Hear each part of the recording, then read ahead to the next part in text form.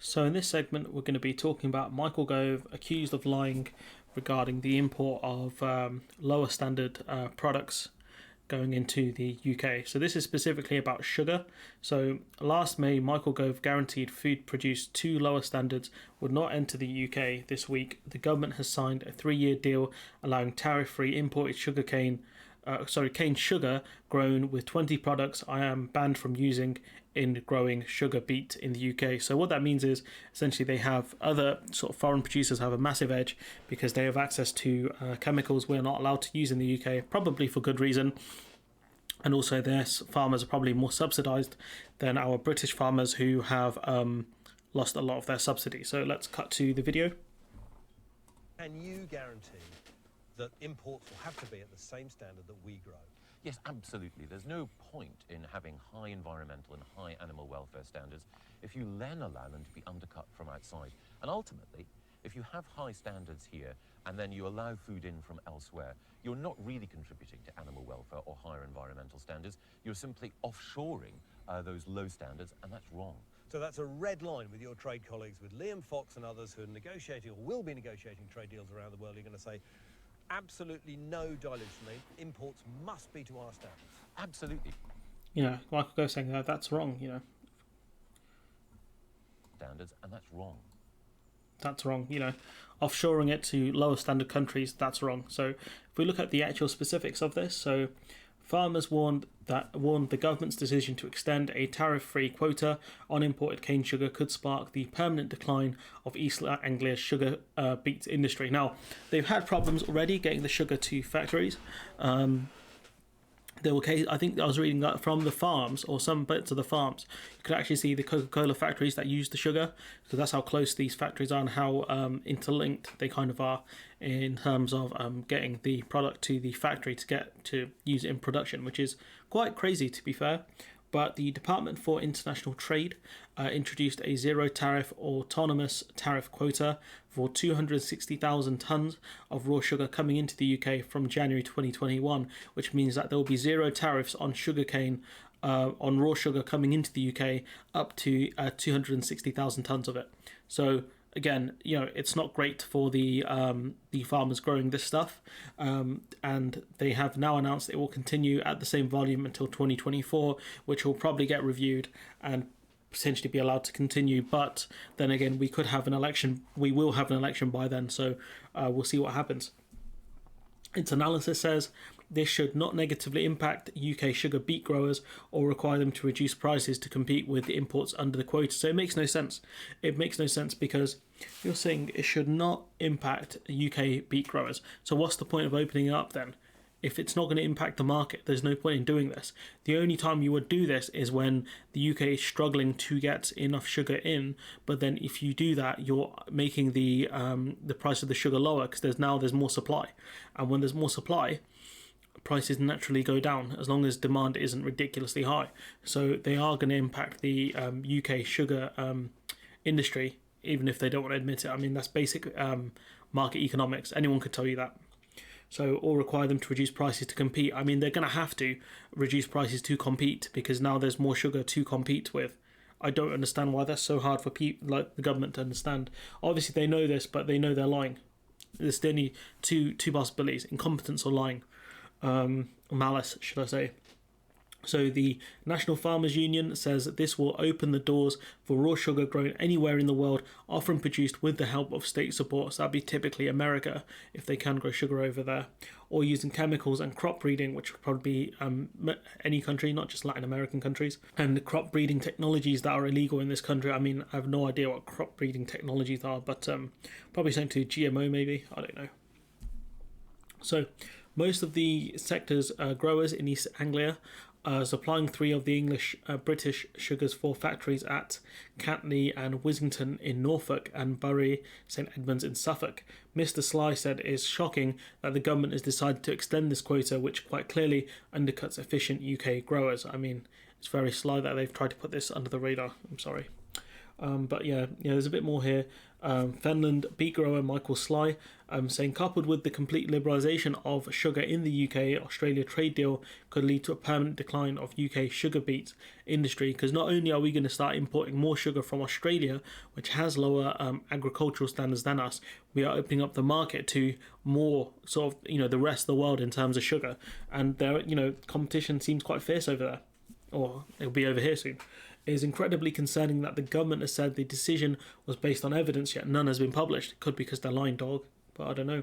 The government's claim that the quota will have no impact on UK growers is clearly wrong. I mean, the only thing they could say is maybe it won't impact sugar beet, like the actual plant, because I think in Brazil they grow sugar cane. So maybe that's how the UK will spin it. It's not going to affect sugar beet so much, but it will affect, sugar entirely, like the industry as a whole, because that's what sugar beet would get turned into, refined sugar. So the government's claim the government's claim that the quota will have no impact on UK growers is clearly wrong, which is highlighted in the government's own policy, which says the quota allows the importation of food products that have been treated with pesticides containing active substances that have not been approved for use domestically. And so this is a problem. The fact that we're going to start importing products that are of lower standard and do include pesticides we're not used to, that's an issue, and it will impact farming, because that means that use of pesticides is there to cut the costs of farming, which is a problem. Also, the fact that if those chemicals are illegal under EU law, which they probably will mean that us exporting products that have sugar from the UK to Northern Ireland or to any EU member state will face problems, or even Norway, because that sugar that's in the product, say a can of Coca-Cola, where does it come from? Has it come from Australia, for example, or has it come from Brazil, where they use chemicals they're not allowed? It's going to make rules of origins checks potentially a lot more difficult. So that is going to be a huge problem as well. Not just cans of Coca-Cola, could be cakes, could be anything, any kind of refined product, really, anything that's created. It's not just sugar. The UK is one of the most efficient sugar producers in the world, supporting thousands of jobs in the east of England. The government's trade policy must allow us to compete on a level playing field with growers elsewhere. I mean, that's not going to happen. Not a lot of countries have as high standards as we do. The Department for International Trade spokesperson said the government clearly considered a range of factors when making this decision. Okay, what were the factors? Tell us.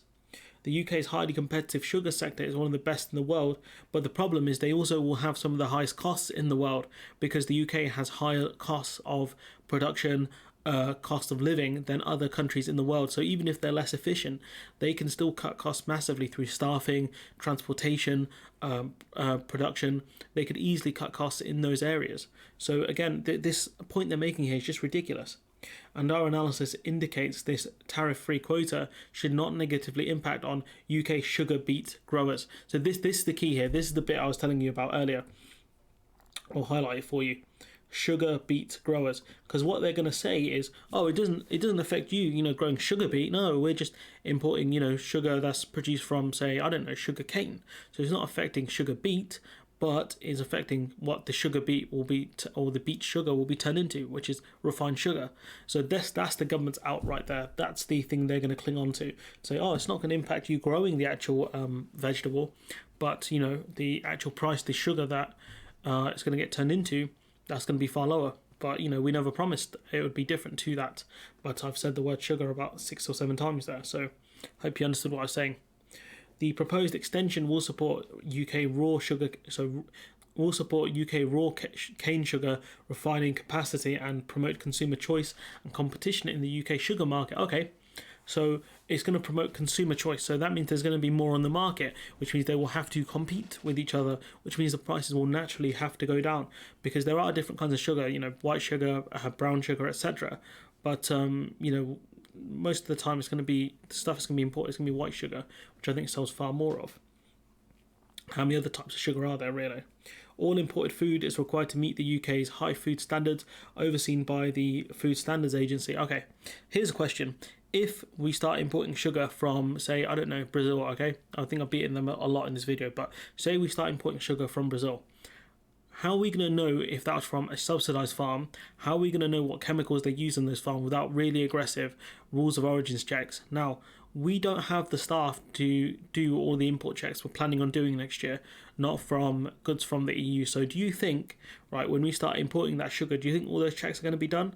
Or do you think they're just going to kind of wave it through because they can't be asked? Because, you know, the people who wanted this to happen, right, are companies like Tate and Lyle, you know, under plans that will come into force the end of the year. So this was written in August 2020. We covered this at the time.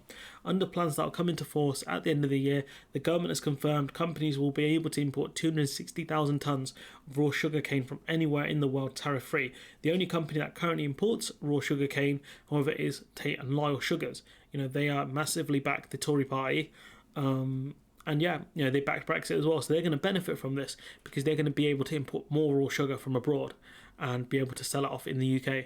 And not only that, that means that those farmers, they're going to struggle more because there's going to be more companies potentially saying, oh, look, you know, you're charging this X amount for, you know, the sugar beets. We're just going to import the sugar from Brazil or from elsewhere in the world because it's way cheaper. And that's going to cause a huge problem.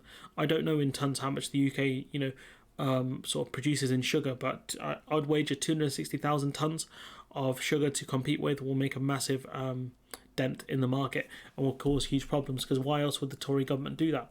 And, you know, the government, you know, Michael Gove acknowledging that it'd be wrong to do this. It'd be wrong to allow countries that have lower standards and use chemicals to, you know, allow them to export to the UK, you know, with no problems.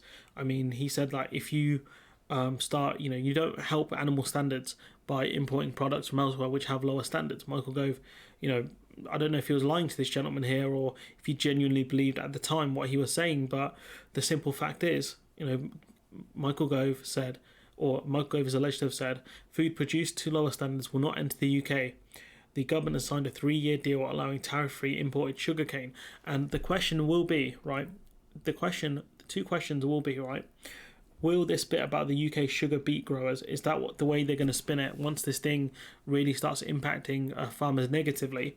And the fact that will all that sugar being imported be checked properly to see where it's coming from and to see what kind of chemicals were used in it? Or are we just going to wave it through? I don't know.